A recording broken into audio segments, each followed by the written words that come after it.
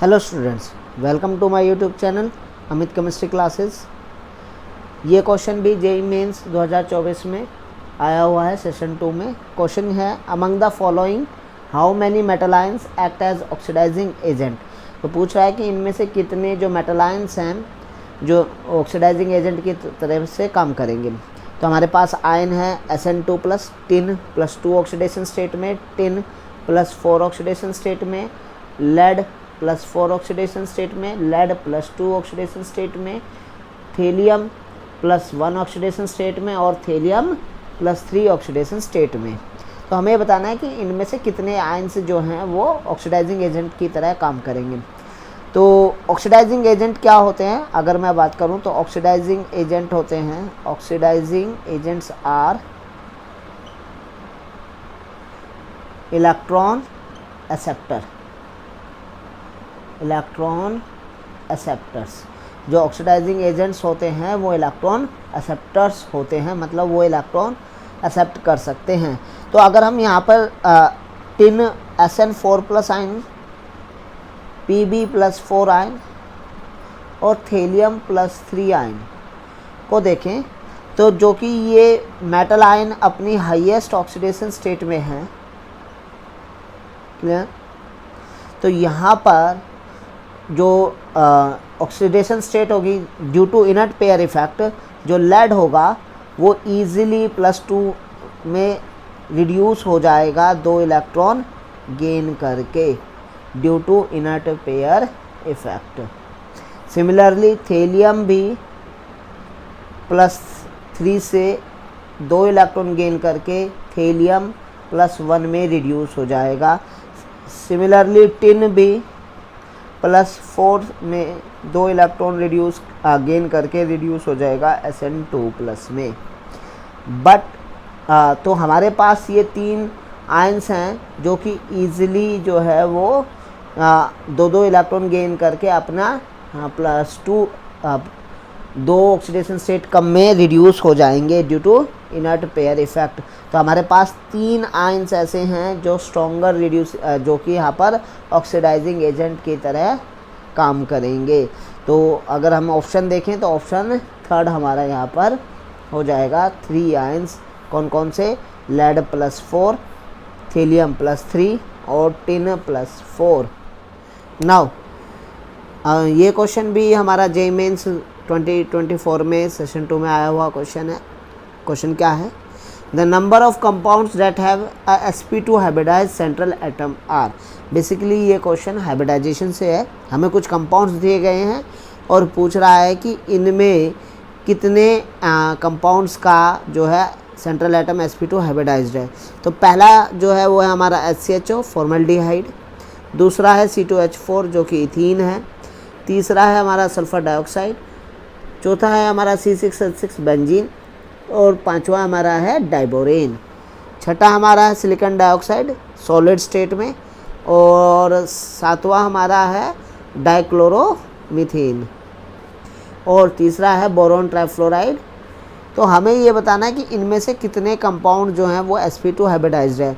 तो अगर हमारा सेंट्रल एटम sp2 हाइब्रिडाइज्ड होगा, 4sp2 हाइब्रिडाइज्ड,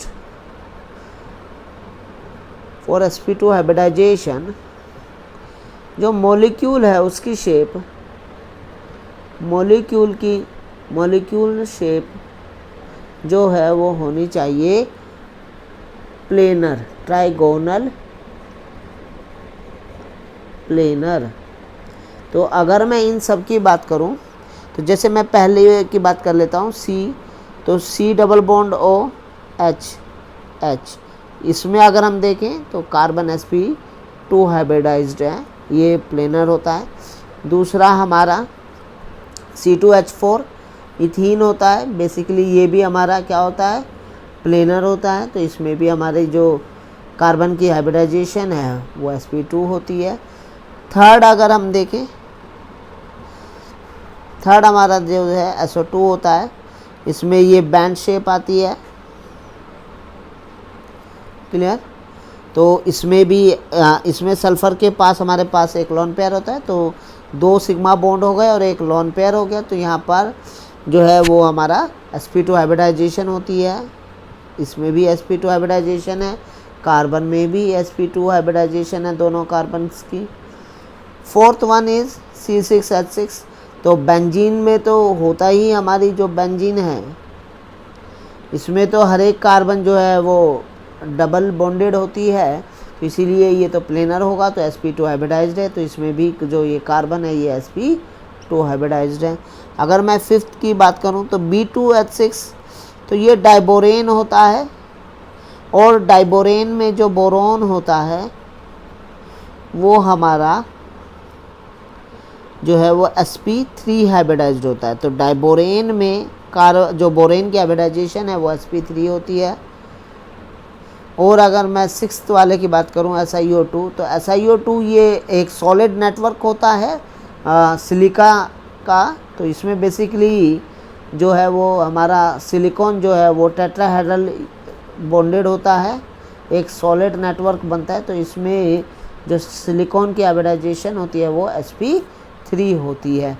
वहीं पर अगर मैं सेवन्थ में बात करूं, सेवन्थ में हमारा जो है वो है CH2Cl। तो CH2Cl में हमारा जो है वो क्लियर, तो दो हमारे हाइड्रोजन आते हैं, और ये कार्बन जो है वो sp3 हाइब्रिडाइज्ड होती है। वहीं पर अगर मैं बात करूं एट्थ मॉलिक्यूल की, जो कि हमारा है बोरोन ट्राइफ्लोराइड। तो बोरोन ट्राइफ्लोराइड में जो बोरोन होता है वो हमारा, इसके पास एक लोन पेयर होता, एक p वैकेंट p ऑर्बिटल होता है, ये वैकेंट p ऑर्बिटल है, तो वैकेंट p ऑर्बिटल है, और यहाँ पर ये जो कार्बन जो बोरोन है वो sp2 हाइब्रिडाइज्ड है। तो अगर ध्यान से देखा जाए तो हमारा जो sp2 हाइब्रिडाइज्ड है वो है HCHO, इथीन, और हमारा थर्ड SO2, हमारा फोर्थ बेंजीन, और हमारा जो है लास्ट में एट्थ मॉलिक्यूल जो है हमारा वो है BF3। तो ये 5 मॉलिक्यूल जो हैं वो हमारे वो हैं जिनमें सेंट्रल एटम हमारे क्या हैं, sp2 हाइब्रिडाइज्ड है। तो टोटल हमारे पास जो टोटल मॉलिक्यूल्स हैं वो हो जाएंगे 5, जिनमें जो कार्बन जो हमारा एटम है सेंट्रल एटम वो sp2 हाइब्रिडाइज्ड है।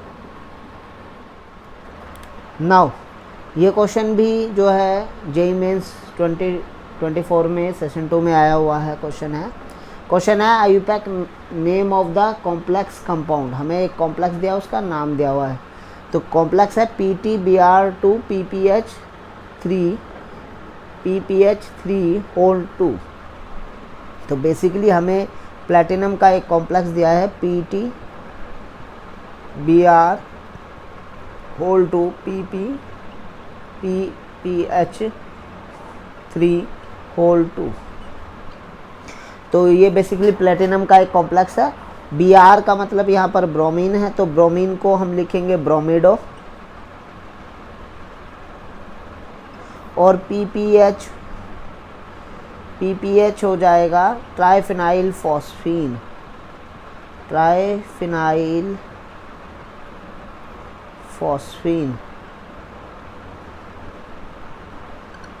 जो कि इसकी ऑक्सीडेशन स्टेट 0 होती है। PPH की जो ऑक्सीडेशन स्टेट है वो 0 होती है, और Br की जो ऑक्सीडेशन स्टेट होती है वो -1 होती है। तो अगर Pt के ऊपर चार्ज ऑक्सीडेशन स्टेट निकालेंगे तो Pt की oxidation state x plus 2 into -1 plus 2 into 0 equal to 0 हो जाएगा, और यहाँ से x की वैल्यू +2 आ जाएगी। तो प्लैटिनम के ऊपर जो चार्ज है वो +2 है, तो इसका जो नाम हो जाएगा वो हो जाएगा डाईब्रोमिडो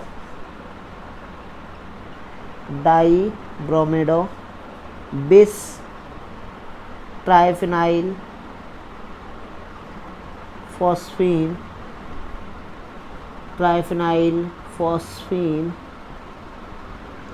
प्लैटिनम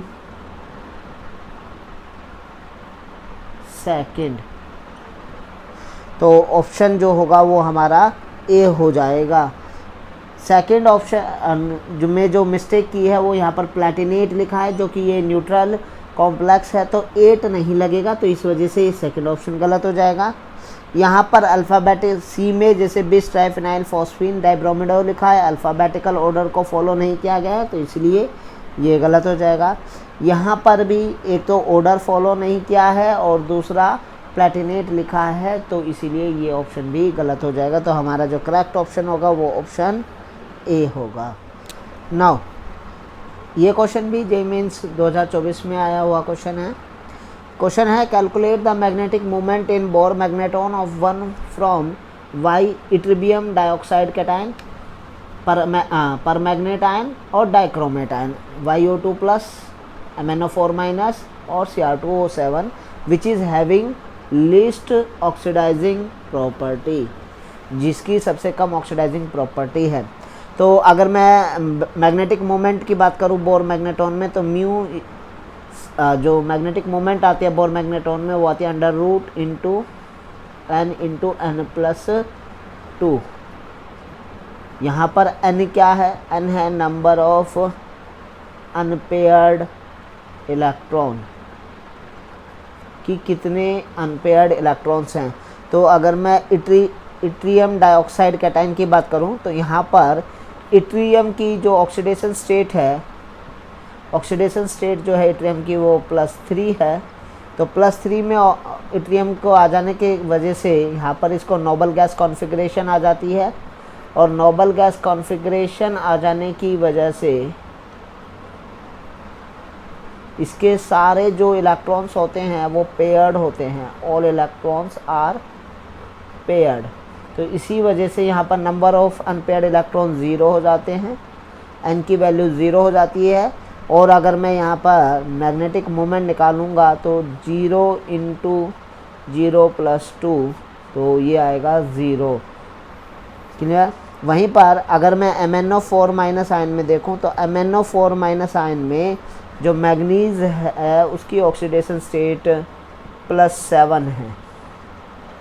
+7 होने के कारण यहाँ पर इसमें जो होता है ये एक स्पेशल केस है, इसमें एक इलेक्ट्रॉन अनपेयर्ड होता है, n की वैल्यू यहाँ पर 1 होती है, और 1 अनपेयर्ड होने की वजह से जो मैग्नेटिक मूवमेंट आती है म्यू जो आता है वो आता है इसमें 3 बोर मैग्नेटॉन। एक इलेक्ट्रॉन अनपेयर्ड किस वजह से हो जाता है इसमें? वो इस वजह से हो जाता है कि ऑक्सीजन अपना एक इलेक्ट्रॉन ट्रांसफ़र करता है मैग्नीज में। ये basically metal ligand to metal charge transfer है, तो इसी वजह से यहाँ पर एक अनपेयर्ड इलेक्ट्रॉन हमें देखने को मिलता है। और जो MnO4- आयन होता है वो पैरामैग्नेटिक होता है,